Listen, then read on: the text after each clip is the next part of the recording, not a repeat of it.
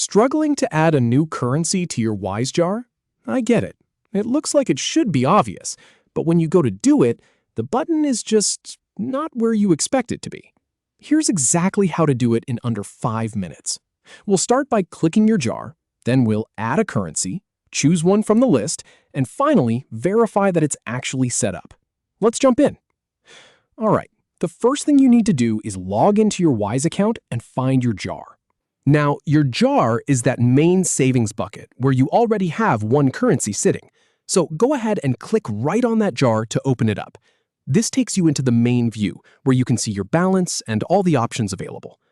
Now that we're inside the jar, here's where most people get stuck. You're looking at your current balance and there's no obvious plus button or add another sign. But trust me, the option is there. Next step is to look for and click on the button that says Add a Currency. It's usually tucked away near the top or the side of that main balances area. Just give it a click. Once you click that, a list is going to pop up showing you all the currencies Wise supports. And this is the fun part. You get to choose a currency. Scroll through the list or use the search bar to find the one you want, like euros, British pounds, or Japanese yen. Go ahead and tap on your selection. This is where you decide what you're actually saving toward. So after you've made your selection, you might expect the currency to just appear instantly, but we've got a couple of quick steps to actually lock it in. The next thing is to navigate over to your account page.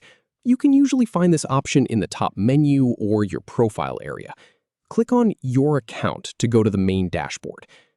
Now that you're on the account page, things might look a bit crowded with information.